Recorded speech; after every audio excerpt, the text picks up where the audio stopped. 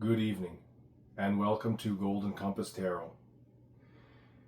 I've got a special request for a reading from a friend today, and from my friend, this friend wants to find some insight on setting boundaries with the people that he cares about that are closest to him the most. Because we all do that. Sometimes we put up with or take on a little bit more than we should, and for not wanting to hurt someone else's feelings, we do that. But whenever sometimes we do that, it takes its toll on us as well. And so I ask, to me and through me to the deck here today, what can you give me for a suggestion in order to help me to consider better communication, or to help me understand proper boundary setting? Now, as you can see, there are also 4 decks in play here, and I will say that I'm not quite familiar with all of these decks to the point where I know these cards just off the top of my head, and so if I may have to reference one here and there, I thank you for your patience while I take a quick second to review my notes on things I may have written down. And that's just out of respect for the person who has asked me to do this reading, because I want to give them the best interpretation that I can possible. So once again, thank you for that. As I'm laying out the cards here as well, I will quickly explain what this format is. So on the sides, as you can see, are the elemental cards, which represent the earth. In the middle are the tarot cards, which represents our moral challenge. And then next, I'm going to put up here the crows. There's quite a fascinating mythology or lore on crows if you want to take the time to explore that, how they are guardians and guides of wisdom as well as tricksters. But generally they're very helpful to us. So in this format, I'm trying to multitask here. In this format, it's going to go from the earth where we came from to where we were, the crow that's going to take us from where we were to where we are now, from where we are now to where we're going, which is here, and finally where we'll end up. And the beacon or energy that will guide us through this whole journey will be represented at the top here by the animal card. Let's get to it. So the first card is Storms. And I don't know if I've seen that one in quite a while, but there's a lot going on there. There's lightning and there's water falling. So, I mean, I think it fits pretty good with the request. Storms being it's just a really tumultuous pile of emotion.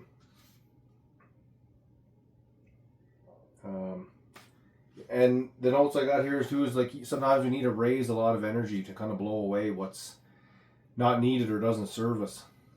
So to start it off, I would say then, with respect to storms, is ask yourself first, what am I not getting that I'm looking for in someone else?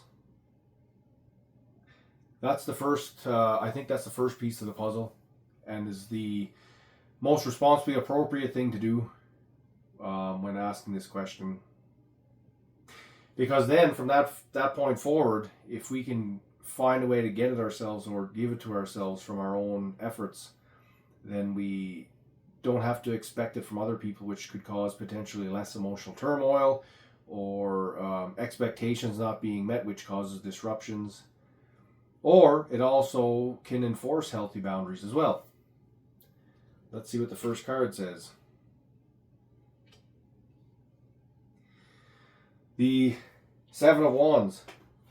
which is representative of, just give me a second here now, I haven't seen this one come up in a while. Yeah, courage and valor. So again,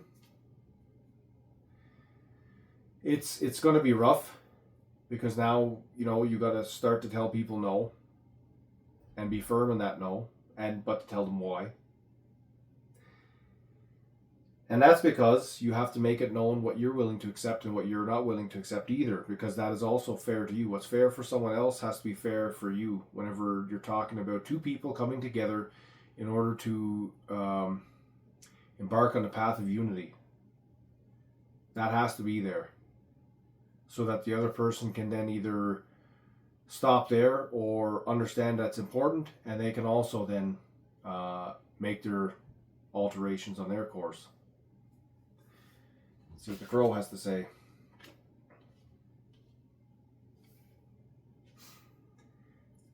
So the crow says soar. And the crow, I'd say I agree in this context. Be proud of who you are, what you represent, and your morals and values are very important to you, and they are the things that will carry you, and you want someone to be supportive of that. And if they're not supportive of that, then there's a choice that has to be made there as well. But be proud of who you are and don't bend on your morals. The sun, and you'll see that I flipped the card over there, it come up upside down. I don't subscribe to that. I know it's a commonly held practice. However, I think if we're reading these things properly, we take the both meanings into account whenever we're reading a card. So anyways, you will have noticed that. That's why I did that. And I mean, so there you go. So the sun it's saying that you know, you keep your happiness, you keep your innocence.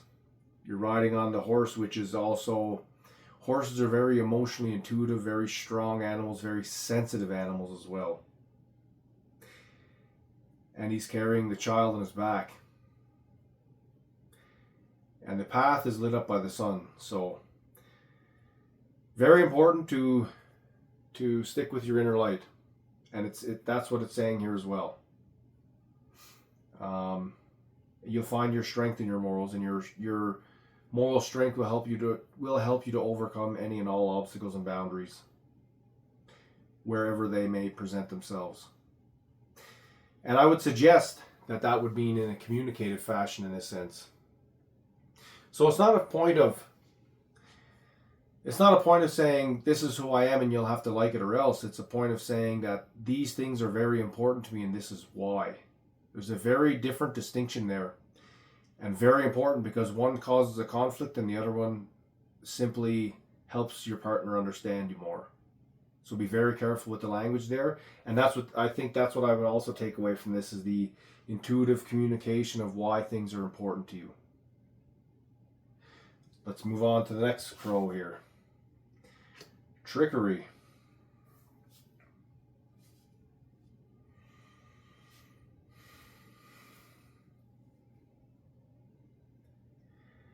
Well, the crow is hiding he's hiding some pebbles under the leaves there.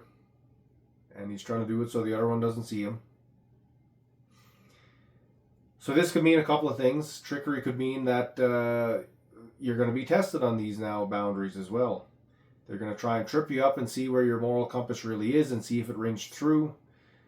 And if that is the case, then yeah, stay the course. And if it doesn't feel right, or if something smells a little bit off, trust your gut, trust your intuition on that as well. So what that's doing is you're caching, or you're putting away, you're hiding some of your emotions at this point, because someone is trying to take advantage of them. So just watch for that. And I mean, it's natural. We test each other, and it's a part of. I think it's part of a community thing where we want to make sure that the people in our community are strong, that they're going to be able to support and contribute to the overall to the overall effort. Sorry, I'm tripping my tongue there. So look at it as a test at first. Don't take it to heart, because we all do that. We're going to challenge each other to see how firm we stand on things. It's a game we all play with each other. So just be watching for it. That's all. Well, that's interesting. The Tower. The Tower represents an absolute destruction. Complete and utter catastrophe. So in this case then, in this sense, the Tower could mean, because a tower is a very rigid structure as well, and it is susceptible to forces applied to it, which could cause it to fall apart or completely catastrophically fail. So in this sense though, as we look through the path that lay ahead of us before here, maybe the Tower just means that it's a destruction of the old identity, the identity of I need somebody else for this, or I'm willing to bend here for that. Well, that doesn't have to happen anymore now, because the first few cards here showed us that we don't have to do that at all, because in following this path means less to us now. And this is then just the trickery becomes more of a, is this a test, or is this now somebody just being malicious? So there's an opportunity to weigh that out as well. And the destruction of the old firmly held beliefs will enable you, to navigate this aspect of it a lot more effectively, with a lot less frustration and a lot less disruption. Let's see what the last Earth card says here. And pressure, and I think that fits quite well with the Tower here that just come up towards the end. So pressure destroys things, but pressure also creates diamonds. And if you are ringing true to your morals, then under the pressures of these two, we could create diamonds versus falling away and crumbling apart, because now we've got the light and we've got the strength and the guidance to help us after doing the reflective work, after standing our ground and being proud of ourselves and recognizing what our moral light is that gives us our own direction and purpose in life. Will help us to see this for what it is. Will help us to let go of previously held beliefs that we thought were entrenched into us or part of our identity. And then, in that transformative process, we become a diamond. Hard, but at the same time as well, it's a prism that is, it does carry all the different spectrums of light in it as well. And that one means something else, but that one I'm going to leave you to figure out for yourself. That's your homework. And finally, let's see what the animal is that's going to take us all the way through it. The nightingale. And I'm not really familiar with that one, so just give me a second. I have to check and see what my notes are on the nightingale.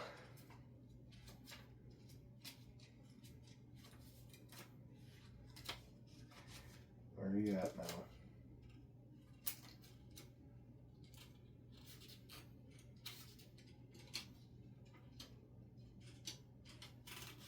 What do you think so far? Anyways, if you found this by accident or fluke or curiosity, like I said, as I'm looking for this in my notes here, this is a personal reading, but if you found something that is of use or helpful to you, or something that resonates or aligns, please let me know.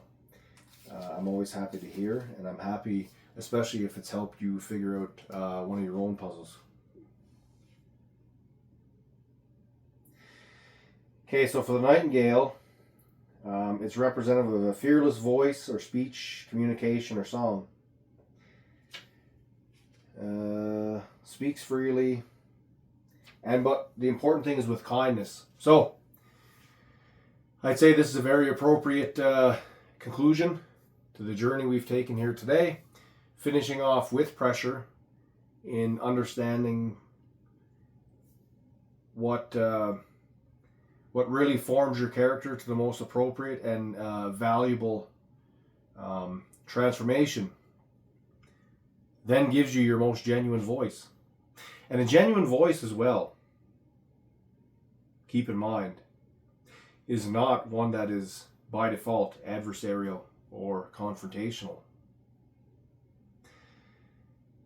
A strong voice is one that understands that other people have their own challenges and that their challenges are not a reflection of us, our own character, because we've done all the work to figure that out. So while we have a very good solid foundation that we've taken the time to build and test and really work out and forge, through that process we learn that things can be challenging, things can be tough. There are a lot of upsetting and a lot of things that make us angry as well, events that happen in our lives.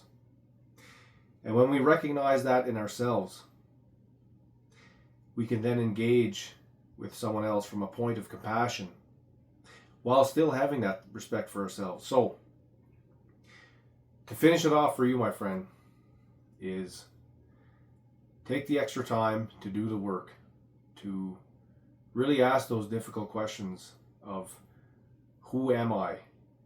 What am I? What do I stand for? And what are the things that bring me to action?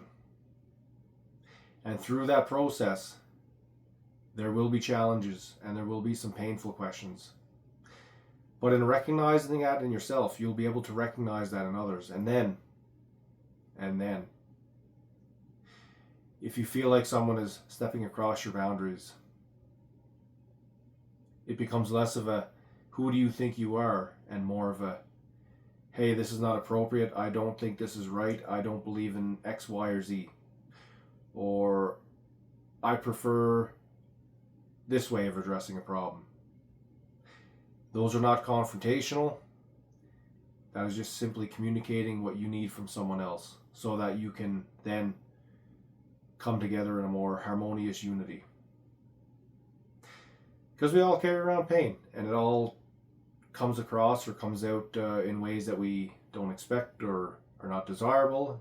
Sometimes it's not intentional, so sometimes it's just being able to understand that and to be able to communicate to someone that, hey, this is not right, and this is what I need from you, and that you are important to me, and I value our companionship, but this right now is unacceptable. Thank you for listening. Thank you for sitting with me along this adventure in discovery, and we'll see you again next time.